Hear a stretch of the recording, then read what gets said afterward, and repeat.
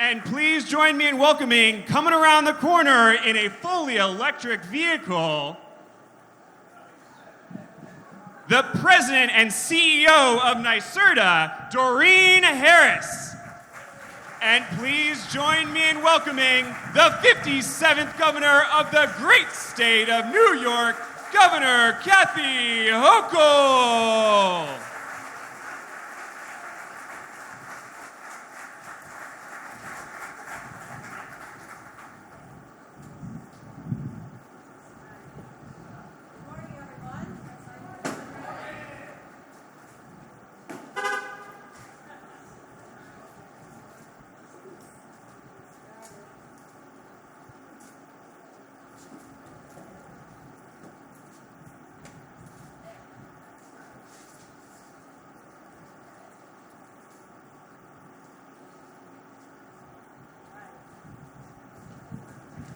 Please be seated.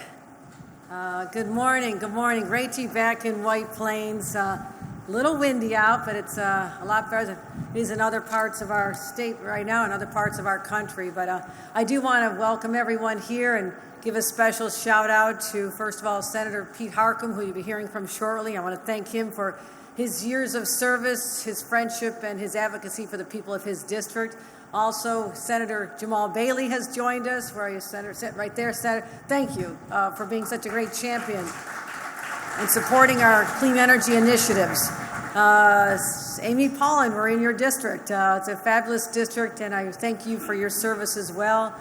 Westchester is synonymous with George Latimer, a great leader, someone I've gotten to know for many, many years. George Latimer. And Tom Roach, who's our mayor here, and this is not my first visit to this area or to be touring what he's done here. I'll be talking about that in a few minutes. But also Doreen Harris, my passenger, someone who's got great courage. So I thank her for her work as the CEO of NYSERDA. So, you know, it's great to come back here because you get a chance to put a spotlight on places that are really nation leading. And as we look to the future, you can already look at what people who have a vision have already accomplished. So it's fitting that we be here in White Plains to make some announcements about our transition as a state to electric vehicles.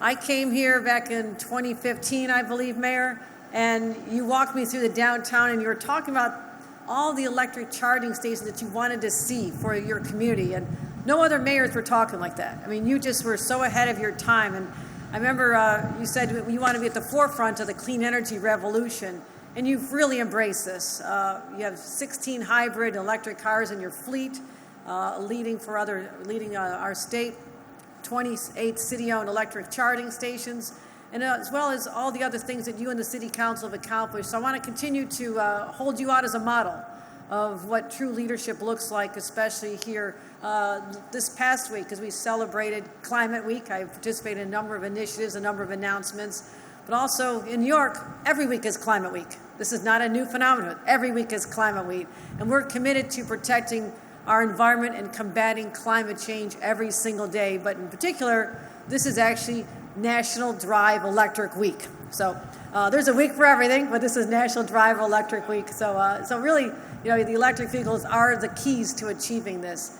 And I know what I'm talking about because they've been having me test drive electric vehicles since their inception. I guess it's always like when I was lieutenant governor, go ahead, have the lieutenant governor do it. I actually did a lot of autonomous vehicles by myself on highways, so go figure. Now I have a lieutenant governor who can do that for me. But it is great to see what we're doing here. And, you know, I've always posed this question. Some of you know the answer because you've heard me say it, but did you know how long we've had electric vehicles in the state of New York? Over 100 years. But 10 points to the person who can shout out the name of the place where they first started. Buffalo.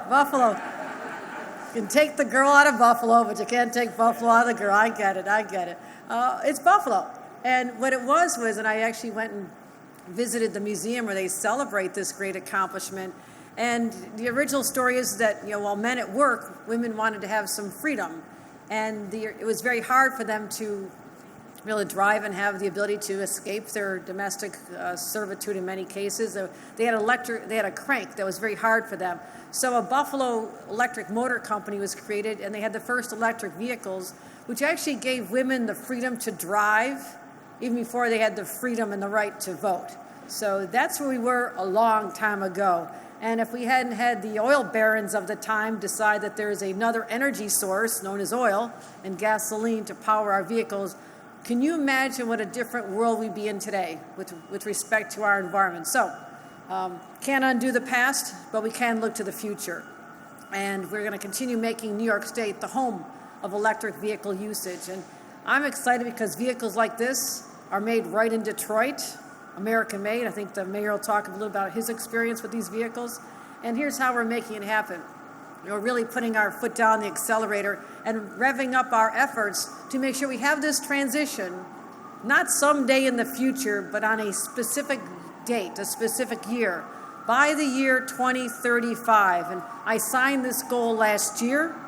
We had to wait for California to take a step because there's some federal requirement that California had to go first. That's the only time letting them go first. That's all right. But once they made that decision, we were able to step up immediately and say, now there's nothing holding us back. So we've achieved that milestone that we can be zero-emission vehicles. New vehicles will all be zero-emission vehicles by the year 2035.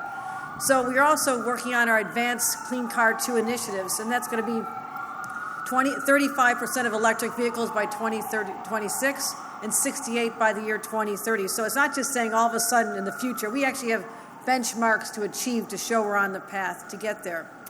Also, upfront costs are still high. They're still high. I understand that. So we're going to continue having an assistance program to help purchasers defray the cost. And today I'm here to announce that we're adding $10 million to our Drive Clean rebate program to help New Yorkers purchase and drive these vehicles. The rebate is available in all 62 counties. That's up to $2,000 per vehicle. And already we've issued over 78,000 rebates. And I want to continue that trajectory. We've already spent over $95 million. So we're going to do that. But, okay, we have the vehicles. But what about the chargers? Got to have the chargers. And I'm proud to announce that the Power Authority just finished their installation of their 100th Evolve New York fast charger. Now, there's a difference between chargers and fast chargers. I've launched a lot of the fast charging stations. Think about how simple this is. Simply pull into a gas station, formerly known as a gas station. Convenience store, you want to pick up a couple snacks to take home. While you're in there for 20 minutes with a fast charging station, your vehicle can be charged. No longer does it have to be overnight and longer periods of time. So we're focused on getting these fast chargers out there, and we've already accomplished over 100 when we're just getting started. So we're never going to hesitate. We are not heading down that dead-end street any longer. We're going to keep powering forward, but I want to make sure that we have the investments necessary. Lastly, the federal government Department of Transportation last week approved a $5 billion plan. $5 billion. That's a big lot of zeros.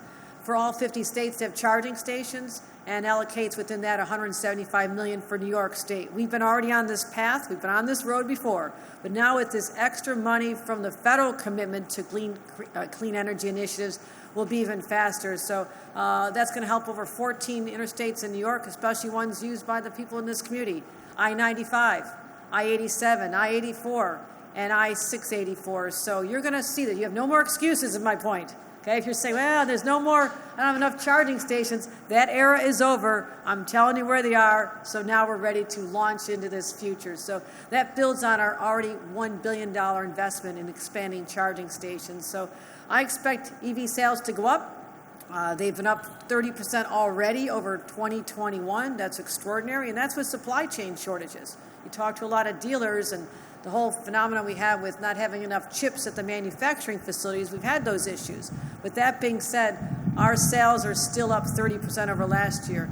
So we're also going to be making sure our school buses, think about the kids who stand there and have to breathe in the fumes while they're waiting for the bus to come. That era will be over. And we've committed to making sure that by 2027, all school buses, all new school buses will be zero emission as well, and the whole fleet must be zero emission by the year 2035.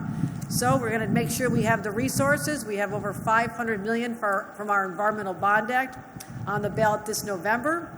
Just want to point that out. Make sure you turn over your ballot. Make sure you do the right thing and take a look at that.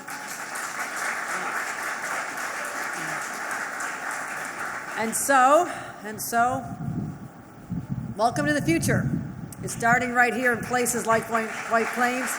And again, I want to thank our mayor for leading the way and making sure we can see that if there's an intentionality, if you decide to do something, you make that commitment, it can be done, and we're seeing the evidence of that right here. But to continue the conversation, his reflections, I'd like to bring up our Senator Pete Harcum. Thank you.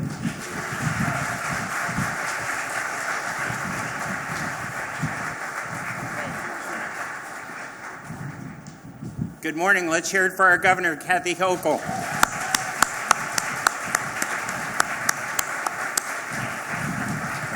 Thank you so much for your leadership, Governor. It's a great pleasure to be here with all of you in White Plains. Mr. Mayor, thank you for having us.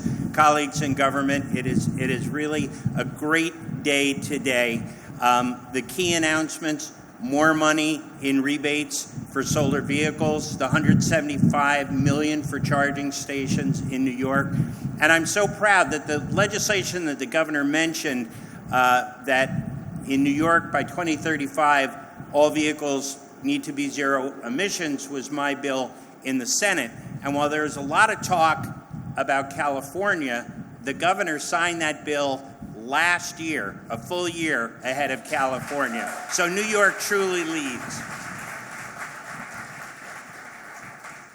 And just very briefly, there are a couple reasons why this is so important. We all know about climate change and the impact and the devastating effects climate change is having on our planet. The other reason, people may not know this, we look around Westchester, we see a lot of greenery, it's very bucolic. Westchester is a non-attainment zone for the Federal Clean Air Act. And the reason is because of all the vehicular traffic we have. And so if we want to protect our children's health, we want to lower childhood asthma rates, seniors with respiratory issues, the governor referred to school buses. Children inside a school bus breathe 19 times more harmful emissions than the rest of us do. And that's why we've got to change that, and that's why we have $500 million in the environmental bond, and that's why the governor set those rigorous goals for school fleets to transition. And the final reason is jobs, jobs, jobs. The sooner we embrace this, good paying union jobs, manufacturing, installing, maintaining all over New York.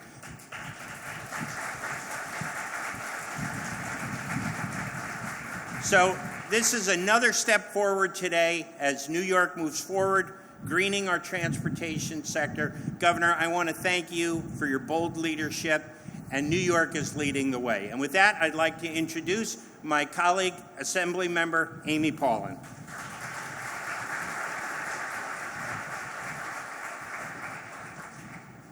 Thank you. Welcome to my district, and a shout out to our mayor again for making White Plains such an environmentally friendly place.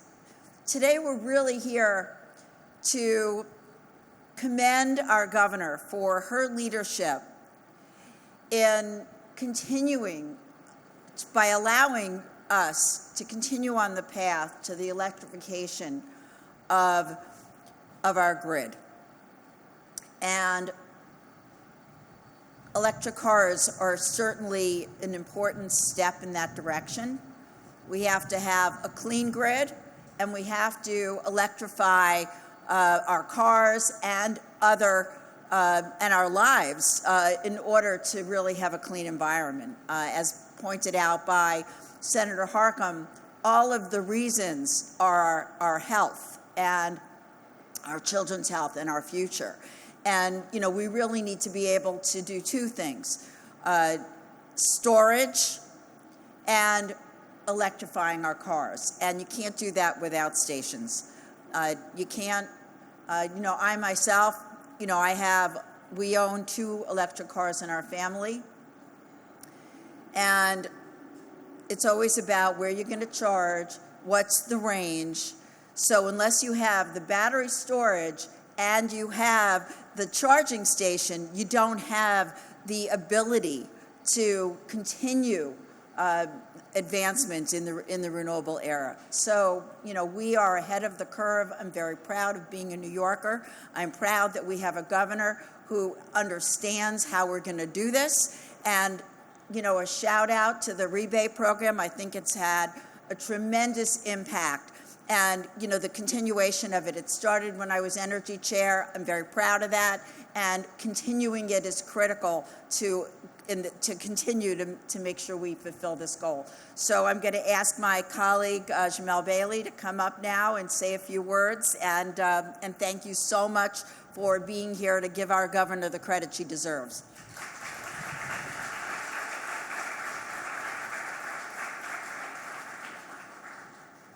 Good morning, everyone. I represent the Bronx and Westchester County, for the record, just in case you wonder why is the guy from the Bronx here.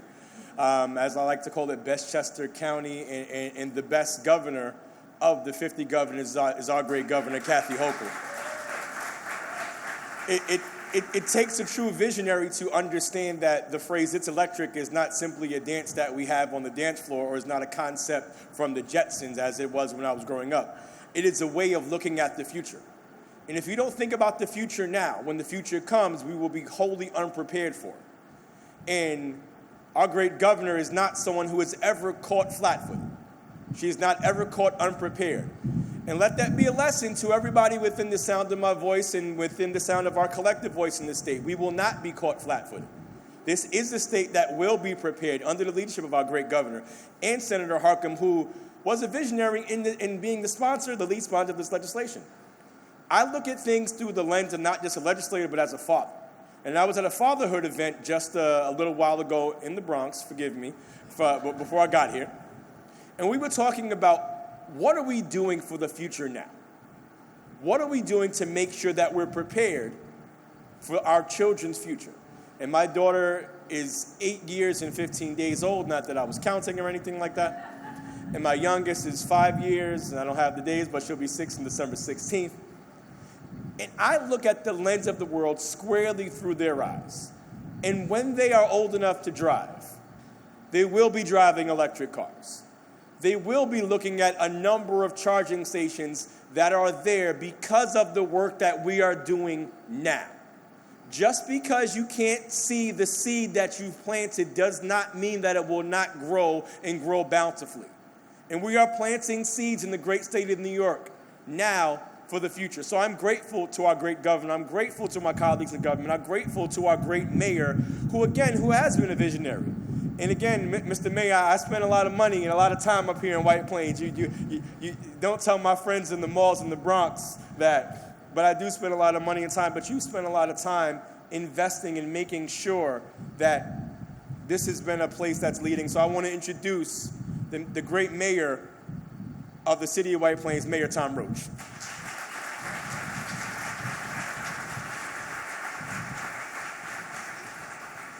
Thank you, and it's great to see everyone here. I want to first acknowledge my colleagues. That's how we get things done around here. I have Councilman Rich Payne, Council President Justin Brash, Councilwoman Jen Puja, and Councilwoman Vicky Presser, and right behind them, Councilman John Martin. So thank you for being here, for everything that we do together.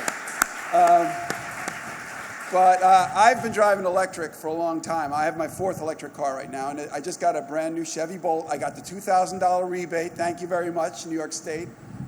Pretty much that same color scheme. It's a more updated version, but that's okay, But I have driven, I've been a part of the history of this. My first car was a Nissan Leaf, which had about a 70-mile range. Back when finding a level 2 charger was like finding gold.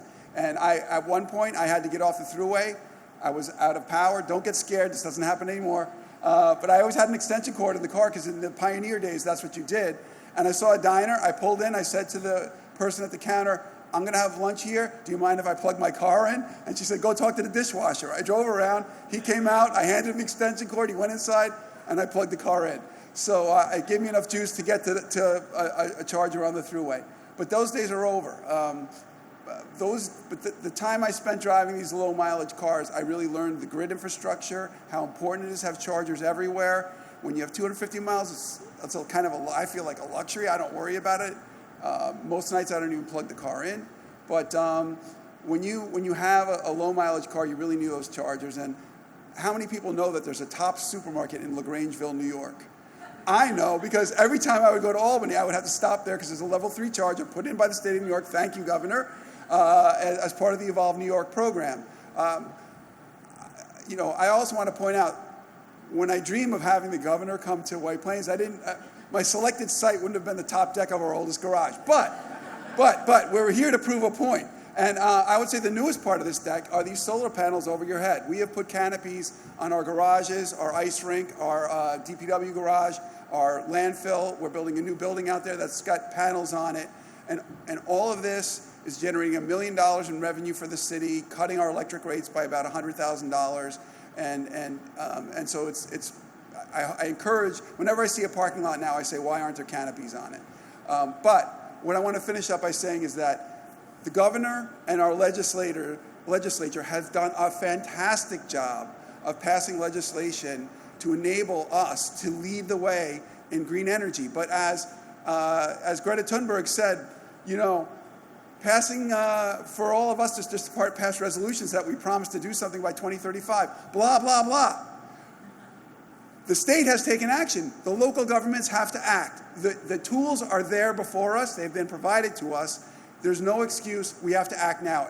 Right now, this is all these kilowatt hours being generated are not being generated. We're replacing fossil fuels. Every day that we don't have these up there is a lost day. At a time we don't have days to lose. So I want to strongly say, let's take the tools this wonderful governor and our great legislature have given us and make this a better planet and fight this climate crisis. With that, Ken Jenkins, the Deputy County Executive, is here. I'm going to acknowledge him, and I will. Okay. The only one who is a bigger electric vehicle nerd than me is Ken Jenkins. So if you see us talking at any kind of gathering, stay away. Stay away. But anyway, thank you all for being here. It's been great working with everyone, and we look forward to the future. Thank you for attending today's event.